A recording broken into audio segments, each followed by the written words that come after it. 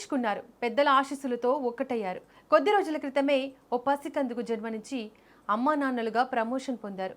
ఆ పసిపాప నవ్వుల్లో తమ కష్టాలన్నింటినీ మర్చిపోవాల్సింది పోయి ఆర్థిక ఇబ్బందులనే రాక్షసికి బలైపోయారు ఆ దంపతులు.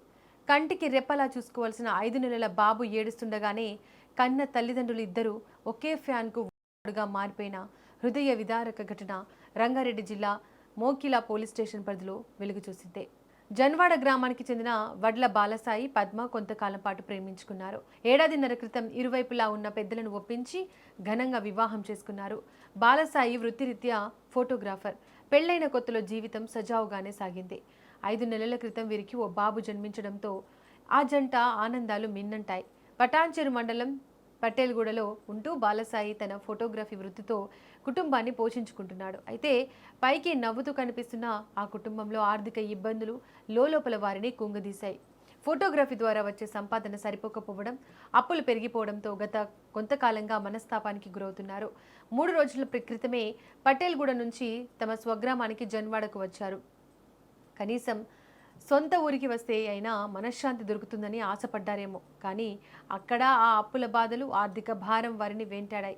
ఆదివారం సాయంత్రం ఇంట్లోకి వెళ్లిన దంపతులు లోపల నుంచి తలుపులు వేసుకున్నారు.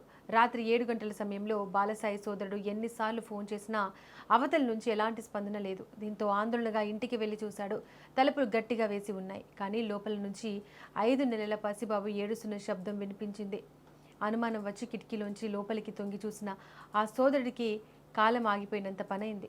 కళ్ళ ముందే తమ్ముడి భార్య విగత జీవులుగా కనిపించారు. ఆ పక్కనే బెడ్పై ఏమీ తెలియని ఆ 5 నెలల పసికందు ఆకలితో అమ్మ కోసం ఏడుస్తూ ఉంది.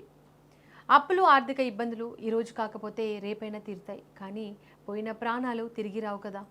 తమ ప్రేమ గెలిచిందని సంతోషపడ్డ ఆ దంపతులు జీవితంలో వచ్చిన చిన్న కష్టాన్ని తట్టుకోలేక ఇద్దరు కలిసి తనువు చాలించారు. కానీ తాము ప్రాణంగా కన్న ఆ 5 నెలల బాబు భవిష్యత్తు ఏంటని ఒక్క క్షణం కూడా ఆలోచించలేకపోయారు. కంటి నిండా నవ్వులు పూయించాల్సిన వయసులో ఆ పసివాడు అమ్మానాన్నల నీడ కోల్పోయి అనాథగా మిగిలిపోయాడు. ఏది ఏమైనా ఆత్మహత్య అనేది దేనికి పరిష్కారం కాదు. క్షణికావేశంలో తీసుకునే నిర్ణయాలు కన్నబిడ్డల జీవితాలను చీకట్లోకి నెట్టేస్తాయనడానికి ఈ ఘటనే సజీవ సాక్ష్యం.